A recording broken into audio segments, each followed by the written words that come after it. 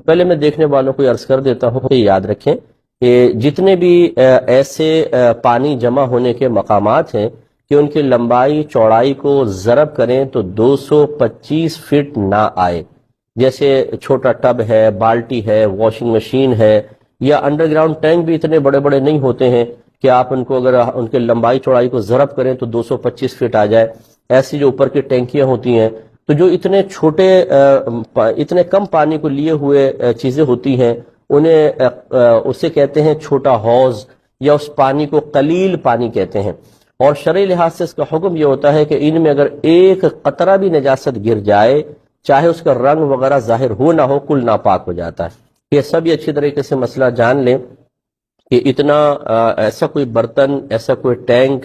ایسا کوئی حوض جس کی لمبائی چوڑائی کو ضرب کریں تو 225 فٹ سے کم جواب آئے، وہ سب چھوٹے حوض کہلاتے ہیں۔ وہ پانی قلیل پانی، تھوڑا پانی کہلاتا ہے، اور شرعی لحاظ سے اگر اس میں ایک قطرہ بھی نجاست گر جائے تو چاہے نجاست کا رنگ یا اس کی اسمیل وغیرہ ظاہر ہو نہ ہو، یہ کل پانی ناپاک ہو جاتا ہے۔ لہذا واشنگ مشین میں جیسے ہی ناپاک کپڑے ڈالے جاتے ہیں، جیسے ہی ان کپڑوں کی ناپاکی کا اتصال پانی کے ساتھ ہوتا ہے، کل پانی ناپاک ہو جاتا ہے۔ پھر آپ اسے جتنا مرضی گھماتے رہیں، گویا کہ وہ ناپاک پانی اس کے باہر ہر تار میں، ہر دھاگے میں گھس جاتا ہے، اور پھر ہمارے یہاں ایسی ہوتا ہے کہ ان کپڑوں کو نکال کر پھر ٹب سے اس کے جھاگ کو ختم کرنے، ٹب کے پانی سے جھاگ کو ختم کرنے کی کوشش کی جاتی ہے، اور جیسے یہ ناپاک کپڑا ٹب کے پانی سے متصل ہوتا ہے وہ بھی سارا ناپاک ہو جاتا ہے۔ اس کے لیے بہتر طریقہ یہی ہوتا ہے کہ پہلے سے ہی سب اپنے اپنے کپڑے پاک کر کے پھر واشنگ مشین میں ڈالیں۔ یعنی جتنا حصہ ناپاک ہے، میں نے بارہا بتایا کہ جیسے تھوڑا سا حصہ کوئی ناپاک ہوتا ہے، جیسے مثال کے طور پہ یہ اس کا اتنا حصہ ناپاک ہے، اس کو نل کا کھول دیں مناسب دھار میں کہ بہت تیز نہ ہو کہ اس پہ لگ کے ایک دم چھینٹے آپ پر آئے، ہلکے سے اس سے کھول دیں، ہلکی سی دھار، اور پھر اس کو پکڑ کر ملتے جائیں۔ جب آپ کو یقین حاصل ہو جائے، یعنی دل اس میں بالکل مطمئن ہو جائے کہ پانی نجاست کو ساتھ بہا کر لے گیا ہوگا، تو بس یہ کپڑا پاک ہے، پھر اس کو واشنگ مشین میں ڈال دیا جائے۔ اچھا، اگر آپ نے کپڑے دیے اور آپ کو نہیں پتا کہ واشنگ مشین میں کوئی کپڑے ناپاک بھی تھے یا نہیں تھے، تو شریعت پھر ان تمام کپڑوں کو پاک ہی کہتی ہے، جب تک کہ آپ اپنی آنکھوں سے کچھ ناپاکی کو نہ دیکھ لیں۔ آپ صرف گمان پر یہ نہیں کہہ سکتے کہ یہ ہو سکتا ہے گھر والوں نے کوئی کپڑے ایسے دھو دیے ہوں جو ناپاک ہوں، تو وہ پاک ہی ہیں، اور جو ناپاک اگر آپ نے دی ہیں تو پھر ضرور سب کے سب ناپاک ہے۔ اب یہ گمان نہیں آپ کر سکتے کہ شاید اتنا پانی بہہ گیا ہو کہ وہ نجاست بہہ گئی، کیونکہ واشنگ مشین سے دھوتے ہوئے اتنا پانی عموماً بہتا نہیں ہے۔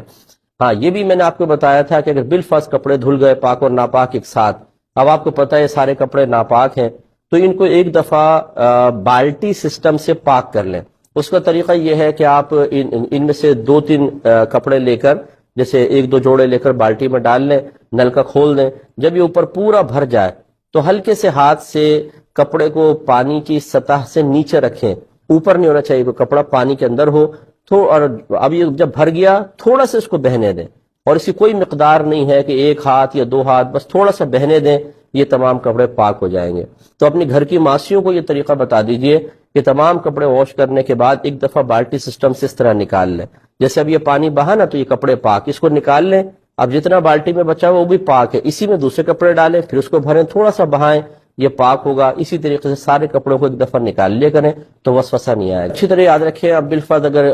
ناپاک کپڑے تھے اور ان کو پاک نہیں کیا گیا، اسی طریقے سے مطلب ہٹ دھرمی کا مظاہرہ کر کے ان کو بس نچوڑ نچاڑ کے وہ رسی کے اوپر ڈال دیے، تو یقینی سی بات ہے وہ جب کپڑے ناپاک ہیں تو رسی بھی ناپاک ہوگی۔ اور پھر اگر اب اس میں بالفرض ایک تو یہ ہوتا ہے کہ دھوپ پڑی بہت زیادہ، وہ اڑ گیا سارا پانی، ختم ہو گیا، یعنی اس میں نجاست کا بالکل اثر نہ رہا، اگرچہ شرعی لحاظ سے اس کو رسی کو ناپاک ہی کہیں گے، لیکن اگر آپ دوسرے کپڑے اس کے اوپر پاک کپڑے ڈالتے ہیں، گیلے کپڑے، اور اس میں بالفرض رسی میں کوئی نجاست کا اثر موجود نہ ہو، تو یقینی سی بات ہے اگر وہ بھاپ بن کر بالکل تمام کا تمام اڑ گیا ہے تو پھر یہ کپڑے آپ کے پاک رہیں گے۔ لیکن احتیاط اسی میں ہے کہ اب یہ کوئی پتہ نہیں ہے کہ ہو سکتا ہے، کیونکہ کوئی چیز وہ فقہ نے بالکل لکھا ہے کہ خشک ہو کے وہ کپڑا پاک نہیں ہوتا، اسے آپ کو شرعی طریقے سے پاک کرنا پڑے گا۔ لہذا اس کا پھر یہ طریقہ جو بہن نے فرمایا سب سے بیسٹ ہے کہ یا تو آپ جو نائلون کی رسی ہوتی ہے وہ لگائیں، یا جیسے یہ الیکٹرک کا تار ہوتا ہے ٹیلی فون وغیرہ کا جس پہ کوٹنگ ہوتی ہے، اور اگر آپ اس پہ مطلب گیلا کپڑا ایک سرے سے دوسرے سرے تک لے جائیں 1 دفعہ، پھر 2 دفعہ، پھر 3 دفعہ، تو اگر بالفرض اس پہ کچھ ناپاکی بھی ہو تو شرعی لحاظ سے وہ بالکل پاک ہوگا، اس کو باندھ لیجئے۔ اب رہی ہٹ دھرمی کا، جی ہم مسئلہ نہیں مانتے، اب تو یہ مطلب یہ کہ اس میں کوئی مجھے تعجب نہیں ہوتا، کیونکہ عرصہ دراز ہو گیا ہے کہ ہمارے مسلمان بھائی ایک مسلمان گھرانے میں پیدا ہونے کے باوجود اپنے مذہب اسلام سے جتنے مطلب دور ہیں، اور معاذ اللہ ثم معاذ اللہ ایک بہت بڑی تعداد ایسی ہے جو خود مذہب اسلام کی تعلیمات کو ناپسند کرتی ہے،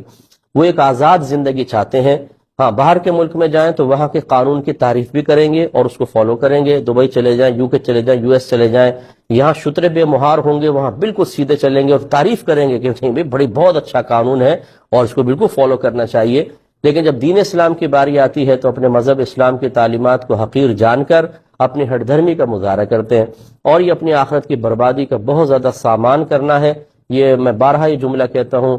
حضرت علی کرم اللہ وجہہ الکریم کا قول بھی عرض کر دیتا ہوں، اور وہی اس کا خلاصہ بھی میری بات کا یہ ہوتا ہے۔ آپ نے فرمایا دنیا کے سارے لوگ سو رہے ہیں، یہ جاگیں گے اس وقت جب ان کو موت آئے گی۔ تو مرنے کے بعد تو پتہ چل جائے گا کہ تعلیم شرع کا مذاق اڑانا، اپنے نفس کی خواہش پر عمل پیرا ہونے کے لیے ان سے بیزاریت کا اظہار کرنا تاکہ نفس کو پابندی ہی برداشت نہ کرنی پڑے، یہ آپ کے لیے کوئی نافع نہیں ہے، یہ آخرت میں بہت شدید وبال رکھتا ہے۔